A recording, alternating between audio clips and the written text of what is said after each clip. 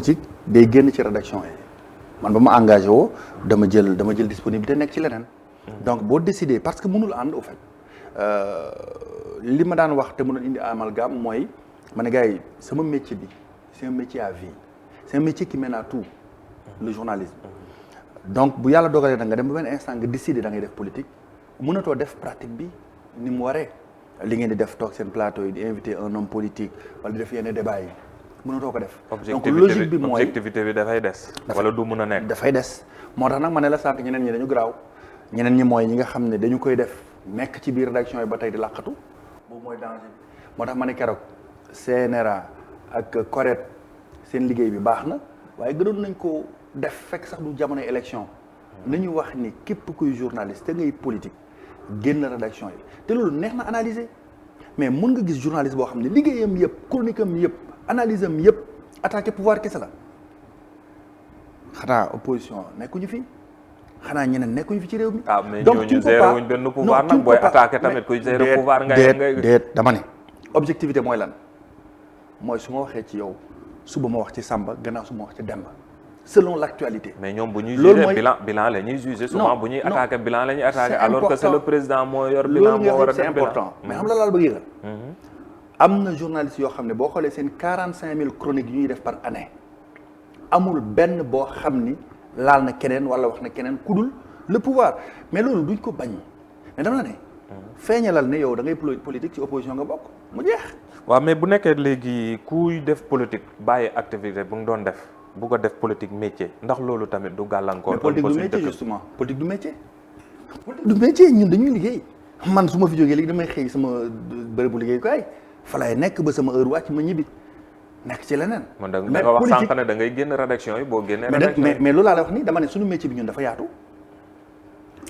suñu métier bi yàlla may nañu boo nekkatul ci rédaction nga nekk ci leneen tey jii Seneweb journaliste yu ñu fi recruter yëpp du ñëppay toog ci plateau bi di wax ñu leen di gis. donc am na ñeneen ñoo xam ne ñu ngi ci liggéey bi ñu ngi liggéey bu am solo. te feeñuñu d'accord am na ñeneen ñoo xam ne ñu ngi ci branche communication am na ñeneen ñoo xam ne ñu ngi ci leneen donc dama la bëgg a xamal ni. politique du métier activité la bu ñuy mëne loolu nag boo koy def yàlla na fekk am sa métier di ko doxal te ñun ñu ngi ci. mais tey politique bi wala yeneen activité sax yi nga xam ne yenn journaliste anciens yi génn dem fa ba dootuñ leen gisati ci rédaction bi tey dégg nga ay coow yu am ci rédaction yi dérive yu am ci rédaction yi est-ce que quelque part doyen yi dem xaw ñoo nasaxal un peu le métier de journaliste. au préciser ñun du ñu ay anciens ñun ay boy lañ ci métier bi. mais quand même plus expérimenté que ñi soog a ñëw. mais mënoon leen jàppale tamit. mais amul c'est-à-dire que pourcentage bi pour man. le pourcentage est très faible. je veux dire man rédaction bi ma nekkoon journal télévisé bu RTS. sur 80 nangam journalistes mais ñi fay politique ëpp ñu ñett donc pourcentage bi. je veux dire 4% le maximum 3%. Donc c'est pas aussi dramatique que ça. Encore que si sa métier aussi mun nga ci nekk ba benn instant nga décider dem defi leneen même boo demul defi politique. man avant may politique yàlla dogal na ma nekkoon détachement ci beneen mbir. donc politique bi fekk na ma ca. effectivement maa ngi nekkoon détachement mais comme que agent wu bërëb boobu ma doon liggéey laa woon ñam na kon ne ñoo def journal kon ne di def yenn affaires yi mais je veux dire amul benn gàllankoor bu mu mën a def encore une fois de plus sunu métier bi dafa yaatu mun nga di ko defee nii di ko defee naa donc booy politique nag décider lii pratique journaliste bi di laaj lii yenn genre rédactionnel yi di laaj mënatoo ko def kooku c'est clair. pourquoi nga engagé wu sax en politique. c'est important. man dama dëkk ci gox bu ñu naan Nabadji nekk ci biir Fouta ma bokk fa ma bokkoon ci ñu nga xam ni jàpp nañu ni yenn béréb yi di jëmee kanam gox boobu war na mën a noonu jëmee kanam di ab commune booy xayma tey ci wàllu population commune bu gën a rëy la ci département bu Matam commune boobu nag may observateur balaa may nekk acteur politique ma gis ni am na lu bëri loo xam ne dafa sooxe kooku benn la sama engagement bokk na ci redresser barre bi sama engagement bokk na ci fexe ba commune boobu tey fu mu tolloon avant may tàmbali politique mu yokk te maa ngi ci te nekk gu ma maire nekk gu ma leneen li mooy ñu jàpp ni ay doomu réew mi lañu réew mi am na fu muy toll war nañu mën a def sacrifice ndax man politique dama jàpp ne sacrifice la politique. mënul nekk leneen lu dul sacrifice en tout cas bu dee yaa ngi koy def correctement. démb maa ngi dugaat sama kër 2 heures du matin te pourtant tey 8 heures 45 fekk na ma fi loolu sacrifice la ci politique. politique mooy nit koo xam ne man li ma jàpp dafa nangu takk ndigam nekk ab Baay Faal au service de la communauté. moo tax man sama slogan mooy naan je suis au service de la communauté. donc ñaari tànk yooyu. benn tànk bi mooy sama gox bi ma dëkk. bëgg naa mu yokku. beneen bi mooy au niveau national. Sénégal bi ñu bokk bu ñu tollee fenn fi war nañu dugal suñu loxo ci lu koy. xam naa dinañ ñëwaat ci sa gox bi foofu sax ak sa poids électoral nan la fa demee ak yooyu waaye laataa loolu ñu jëm ci ñu laaj dugg un peu ci actualité bi mooy par rapport ak Djibril Ngom.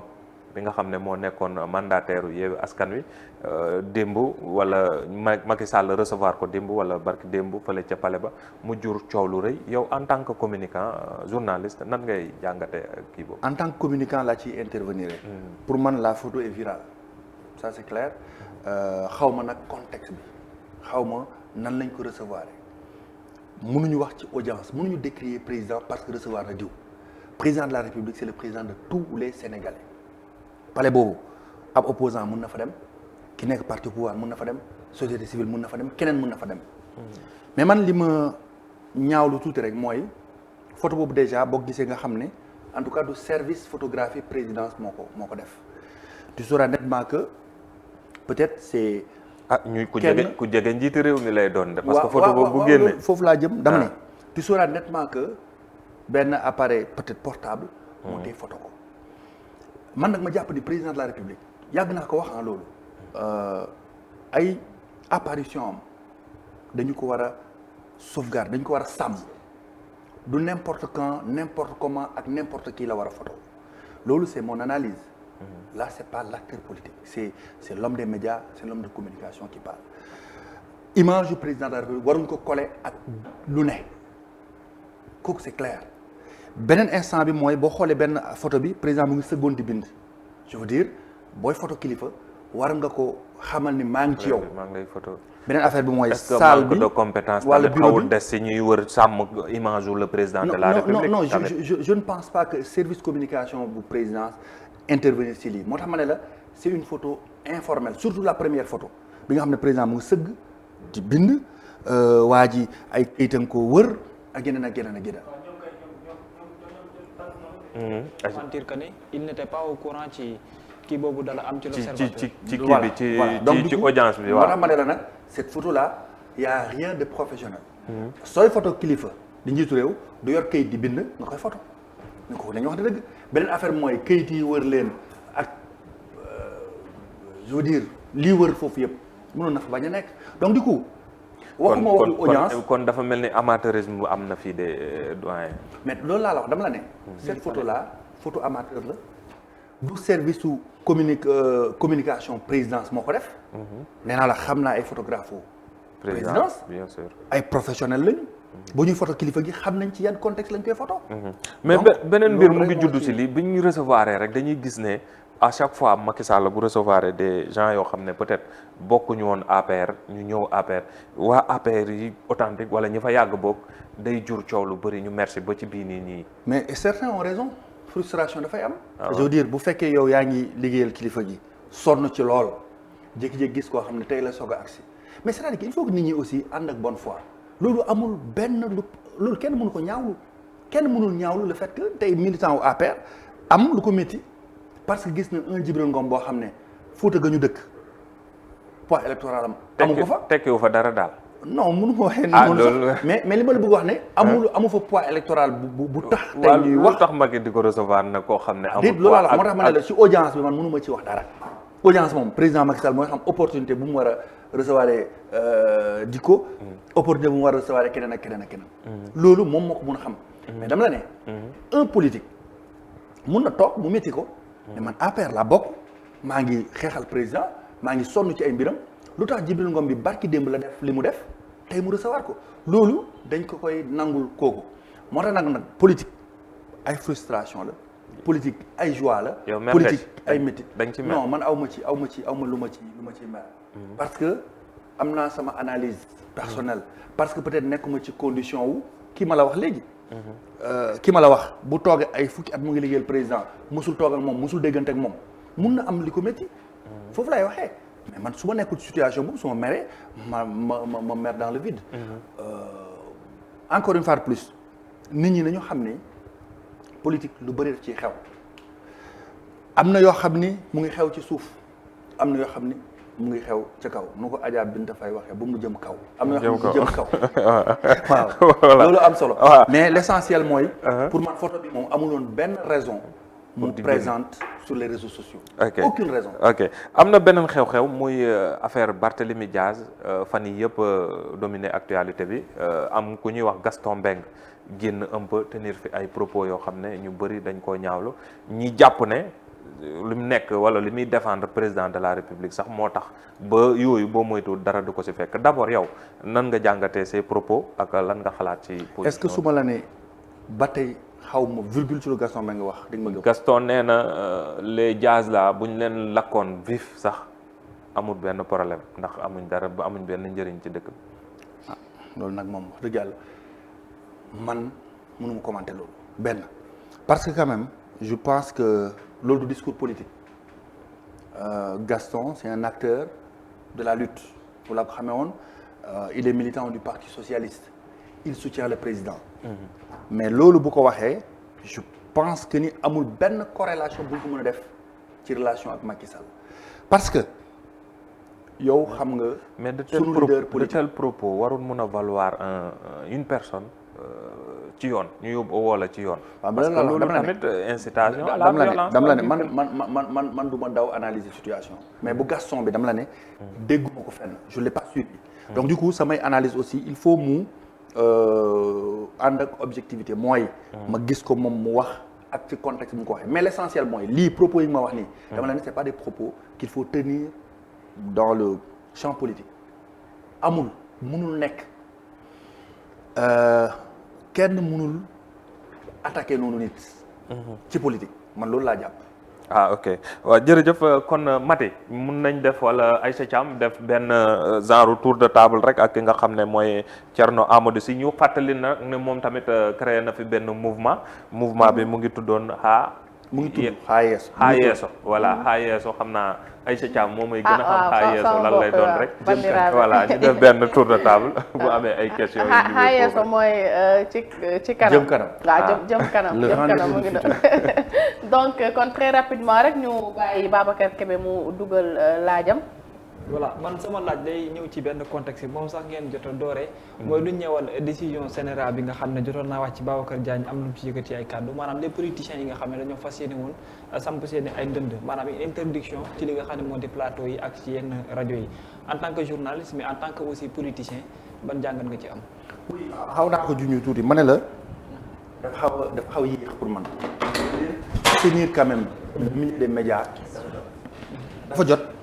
ñun ñi di politique ñu bàyyi rédaction yi ñu tranquille même bu ñu naree des ci benn organe de presse ñu xool leneen lu ñu def mais yenn genre rédactionnel mënatuñ ci liggéey donc ma ni c'est louable c'est bien mais dafa yéex bi mooy am na ñoo xam ne ay at a ngi ñu ngi politique dañ yor seeni mouvement mais ñu ngi continuer di def soit revue de presse sama xarit Ahmed moom mooy attaqué souvent soit dañuy nekk ci rédaction yi soit dañuy def ay plateaux yoo xam ne c'est des plateaux de débat politique.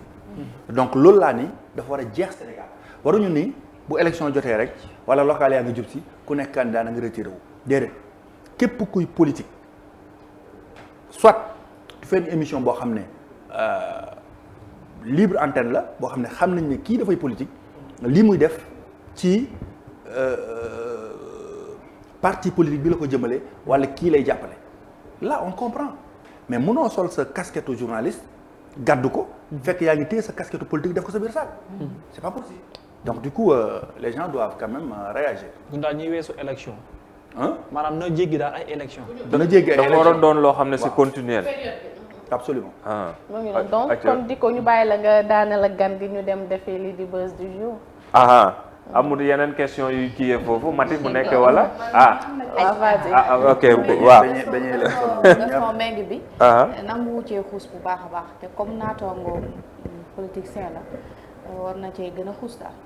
non mais dafa ragal wax ji mënuma ci xuus non man wax dëgg yàlla ku nekk xam na ni li ma xalaat dama koy wax ndax xam naa ne ki ñu liggéeyal c'est un démocrate le président Macky Sall xam na ni aussi ñun am nañu suñu liberté de ton bu dee am na fu mu yem am na loo xam ne nga wax ci biir parti am na loo xam ne nga wax ci ay plateau télé li am solo mooy mbir moomu ni ma fi relaté nee naa la bokkul ci politique parce que violence xejul ci politique surtout comme temps yi bu ñu fi wax nañu signé charte violence ñenn ñi naan ils assument li ñu leen di wax ne ils sont violents mais lu c'est extrêmement grave dans ce pays maintenant li xew Sénégal nag moom moo xewul fenn mooy sunu mbokk média yi dañuy manqué jàppale ci loolu bu parti au pouvoir waxee lii mën nañ dal ci moom le lendemain mais y a des gens ici intouchables dans les médias. mais yéen ñi bokk aussi ci parti politique du ngeen condamné yenn kàddu yoo xam ne ñi bokk ci yéen dañ koy faral di wax.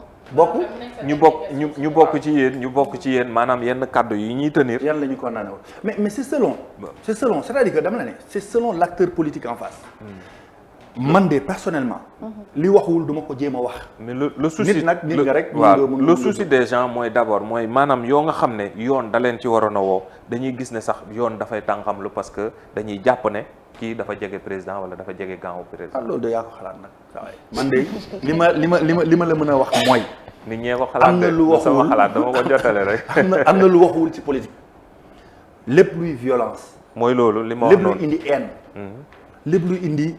coow wax dëgg yàlla un acteur politique. mais est-ce que violence bi commencé wut ci yéen parce que bu ñu demee ba veillu élection ñuy convoqué ay Barthélémy Diaz ay muy dem di génn di def genre tournée wala meeting ak yooyu ñu koy arrêté ak genre yu demee noonu est-ce que loolu tamit nekkul ne moom moo commencé. yee violence ci violence convoqué nit nga dem wuyu ji tribunal. mais gis nañ nuñ ko arrêté mais militaire yi jàpp yooyu noonu ñu dem yóbbu. non waxal ci boobu ba pare convoqué nit nga dem wuyu ji tribunal loolu lu ci violence. amul benn violence je veux dire il faut que Sénégalais yi comprendre que politique bu manipulation mënatul jàll affaire boobu yéen dégg ngeen. mais boobu on peut comprendre mais le lendemain gis nañ fi mu génn di def. mais pourtant léegi ba ñuy yor dossier bi waxee lañ ca war a wax ngeen xam ne mbir manipulation loolu lu tax Sénégalais yi xamuñ waxuñ loolu mais le lendemain ñu poursuivre danoo waa ji nangam je veux dire il faut pas que Sénégalais yi jël yenn opposants parce que dañu rëy làmmiñ d'accord. bëgg leen def ay mythe kenn du dal seen kaw kenn du leen wax lépp lu ñu wax gonga et pendant ce temps président Macky Sall wala ku far ak moom boo yëngoo ñu dal sa kaw à la limite day xaw a anduroo xeetu tapet tuuti am na média yoo xam ne ñu ngi fi ñemewuñu wax ci diw parce que diw la c'est ça la réalité yow xam nga ko man xam naa ko ñemewuñu wax ci kan xam na ko diw ban la gars yi di ragal fii dafa xam ngeen loolu am na ñoo xam ne sañu leen wax ci ñoom virgule lu tax parce que ragal ngeen réseaux sociaux yi ñu saaga leen. ah non non parce que ragal ngeen. ñu xas leen Sénégal moom sax ñu ay saaga ak yooyu ñëpp la ñuy wax. li ma la wax ni c'est très clair.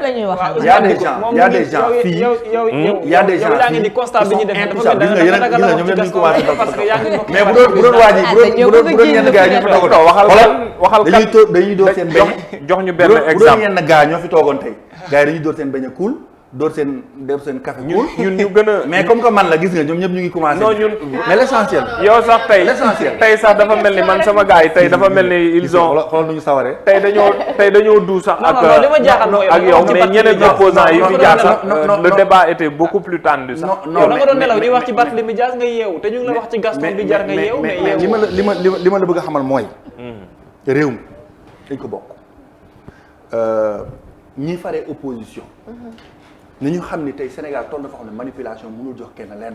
waaw non dafa am yoo xam ne. la preuve jour convocation bi et ça passe comme ça quoi c'est-à-dire que. waaw non gis ngeen li xew le bul ko jël rek gis ngeen ñu dugg ci magasin chinois yi. gis ngeen daw yu gars yi daw ñod di yow. mais dafa ne bul jël policiers yi jublu ci yow ngay ñod di dem. mais bul jël kii bi rek bul jël question bi rek def ko ci boobu rek am na fi yeneen parce que gis nañ fi ay liste seen liste gars yi wane nañ fi seen daw yi wane nañ fi seen daw yi ñu yàgg na ci loolu ñun wane nañ fi seen daw yi wax ko fi mais dugg magasin bi dugg beeg yooyu yëpp wane nañ ko ñun avant sax même avant affaire nu mu tuddati Adji Sarr Sonko ñu si gars yi dawee ñun fii dañ ko débattre ba mu saf sàpp ku ñëw woo nañ la wax la li ñu lay wax. gars yi ils ont été sax beaucoup plus tendus ak yeneen kii yi ko yow xam naa sax gars yi dañu jàpp ne seen grand nga seen doyen nga moo tax ñu xaw a waaf yooyu mais ci liste yi. nañ wax ci liste yi. parce que loolu rek violence la tamit nit ñëw déposer listam ay préfet ne leen voilà liste yi jàll ñu rejeté ko Cour suprême ñëw joxaat ñee dëgg loolu tamit. benn instant dafay mel ni lu rejeté wul c'est-à-dire que xam nga loolu yëpp tam c'est un problème au Sénégal. c'est-à-dire que man dama ni peut-être malheureusement les préfets et sous-préfets dañu am obligation de réserve mënuñu wax lépp mais ce qui s'est passé avec ces listes c'est grave c'est-à-dire que am na ñoom dañu wane cuune politique yow tey boo xamul ne Paris da nga ko war a respecter sur toutes les listes muy proportionnel bi muy majoritaire bi muy suppléant yi boo ko xamul mais ça va cuune politique la liste yi dañ koy liggéey sérieusement man c'est la première fois may participer ci élection mais dama doon tëju ak un comité qu'on a formé pendant 3-4 jours du ñu nelaw amul dara lu ñuy tëb foo tegee góor da nga fay teg jigéen boo ko yóbbee bu demeewul loolu dañ koy rejeter d'accord il y a des erreurs yoo xam ne da nga koy lire da ngay lire code électoral bi nga xam ko mais gars yi amuñu xam-xam boobu ñu si gën a bëri am na ñoo xam ne aussi ils l'ont fait exprès man y a des gens yoo xam ne damay soupçonner ils l'ont fait exprès da nga song mairie Dakar xam nga ne mënoo fi jël ñaar dërëmu Mali ndar nga dëkk dama wuti ndar nga bëgg a wut Dakaru mënoo fi jël ñaar dërëm Mali nga def exprès jaxase sa liste kërti ne dañu la rejeté am na ñoo xam ne seen rejet ñoo ko provoqué seen bopp c'est-à-dire que réew mi il faut ñu xam ni politique du ay fo du ay caaxaan c'est pas parce que yor nga une chaîne de télévision da ngay moom Sénégal mënul nekk.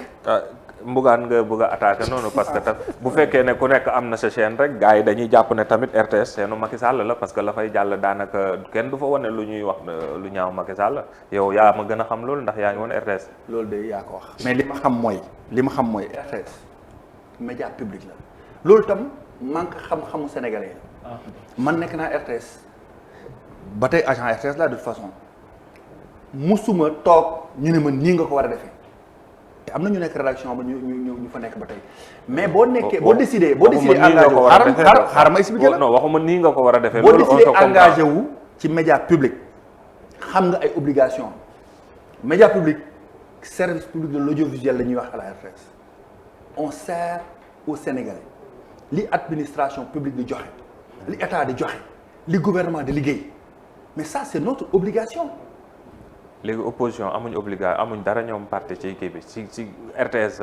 pour ñëw toog ci télé bi xas Macky Sall wala truc. ngeen foog mais non pas xas opposé wu rek c'est pas xas. tamit jox jàmbaar réew mi dafa am nu muy doxee ligne éditoriale xam nga ko xam naa lan mooy ligne éditoriale xam nga RTS boo ko taalee lan mooy ligne éditoriale xam nga Seneweb boo fi ñëwee lan mooy ligne éditoriale bi. xam nga Walf ligne éditoriale xam nga Sen TV boobu nga wax noonu lan mooy ligne éditoriale pourquoi du ngeen wax ne Sen TV 24 heures sur 24 Bougane Gueye Dany la ñuy teg pourquoi duñ ko wax. non parce que demeewul noonu. déedéet 24 heures sur 24 seetaanal journal kii voilà dernière question bi rek mooy moom candidat la foofu sa naba ji si woon n'est-ce pas muy sa première fois ngay présenté wu ndax yow. yaakaar nga ne am nga poids politique bu war a mën a doone foofu maire ak Fouta foofu de toute façon lii def nit maire ñun ñu ngi koy def depuis 3 ans ou 4 ans mooy un travail sérieux un travail wax naa la démb 2 heures du matin laa dugg sama kër parce que ñun amuñu répit on a fait un travail sérieux et on est en train de le faire suñu liggéey bi nag commune Nabadji xam nañ ñu mu tëddee xam nañu ñun nu ñuy politiquer dynamique bu bees la ñu indi boo xam ni on a dit aux gens amal nañ leen njëriñ te nekk gu ñu maire tey demal commune Nabadji nga laaj leen. ban njëriñ sur le mouvement bañ ko créé ak léegi on a posé des actes forts dans le domaine de la santé on intervient éducation on intervient environnement on intervient en plus de tout cela on a 8 candidats dans la commune tey ñun rek ñoo proposé un programme ficelé depuis 3 mois avant élection 3 mois avant sax ñuy def liste yi ñun wax nañ leen suñu programme nii la tudd lii moo nekk ci programme bi voilà ce qu'on peut faire et veut faire pour 5 ans pour que Nabadji soit une commune viable. Donc du coup ce travail sérieux là boo ko amee mais le reste nag yàlla moo ko yor. mais l'essentiel mooy la tendance tey dans la commune de Nabadji boo fa demee xam nga ni on est bon et on est bon fi ñu war a nekkee bon parce qu'on a une commune quand même très vaste c'est une commune de plus de 60 localités hameaux yi ak villages yi. Il y a de gros villages, des bastions, mais yooyu on tient bon. En plus aussi les hameaux yu nekk dans la commune donc c'est pour te dire rek le travail il est très sérieux on y va avec sérénité et Inch'Allah Rabbi on pense que le 23 janvier on sera. jërëjëf Thierno. moom laa lay wax sànq. non mu jëm kaw. waaw moom laa la wax sànq non. non mos nga leen recevoir ngeen toog comme ngom waaw wala déet. président Macky Sall. waaw. sunu toogaay ak moom. waaw ak sunu jotaay ak moom. ak sunu wax ak moom. waaw. mais du ay ci ay tel lañ ko war a exposer. non mais en tant que membre de APR. encore une fois de plus non en tant que membre APR. mais loolu est-ce kay que jar na garaaw ko président recevoir na ma tamit gisee nag nañ loolu toog nañ question wax dara la ci man tey booba pour un la waa membre toog de naa l'APR. la toogu ma ak moom. président c'est ça. Macky Sall du benn yoon du ñaari yoon du ñetti yoon du ñu gis. toog ngeen waaw kay kon baax na kon merci beaucoup. kon moom bokk moom bokkul ci frustré yi. waaw. non encore une fois de plus wax naa la sànq. déplorer wu ma le fait que ñu frustré. encore une fois c'est pas parce que toog na ak président Macky Sall lii lu mel ni du ma frustré. je veux dire ku nekk da ngay am ay réserve. dafa am fu mu yem. président Macky Sall di nga toog ak moom ci ay conditions yoo xam ne jarul photo wu. d'accord président Macky Sall gisee nañu moom photo wu parce que jaroon na ko mais gisee nga ak moom ci yeneen contexte yoo xam ne jarul photo wu. boo ko dugalee ci réseaux sociaux yi ban impact lay amal Sénégalais parce que y a des trucs yoo xam ne c'est personnel man président Macky Sall su ma woowee téléphone wala wax ma mbir est-ce que loolu da nga ko war a tout de suite rek ma dugal. est-ce que lii aussi c'est pas une bataille médiatique un peu rek pour yaakaaroon ne loolu la bataille médiatique pour déstabiliser un peu l'opposition parce que seen benn membre la. bu ñëw foofu ci ñoom ak yooyu. même pas dafa mel ni ku ko def loolu la si doon un membre de l'opposition di ko ñu bàyyi ko mu daaneel un membre de l'opposition au Fouta. waaw pesé wul lu tax ñu mën a wax. tey Fouta ku nekk xam na ko. de Saint-Louis à Bakel. man foofu lay considérer Fouta de toute façon. gisuma fa un membre de l'opposition boo xam ne mën na peser. lu tax ñun ñu def ko trophée de guerre. merci beaucoup. voilà kon ñu bàyyi ko mu daaneel rek. mu tàggatoo mais jërëjëf kontaan naa trop ci ñëw ci bët set. vraiment c'est avec beaucoup de feeling cette émission que j'aime bien que je suis maintenant nag sama problème ak yéen rek mooy da ngeen ma tegal plateau beignet am ko ñëw jël moitié bi keneen ñëw jël beneen moitié bi donc finalement benn beignet laa fi lekk. loolu lépp si xaayeesa bi la bokk. da ngeen may bàyyi samay beignet da ngeen may rembourser samay beignet. muy noonu donc di ko ñu bàyyi également nga tàggatoo wala ba mercredi. Inch'Allah voilà jërëjëf Aïcha kon disons à mercredi rek. Inch'Allah jërëjëf donc mu ngi noonu c'était Thierno Ahmadou Sy moom lañ dalaloon tey muy membre APR également nekk TFR.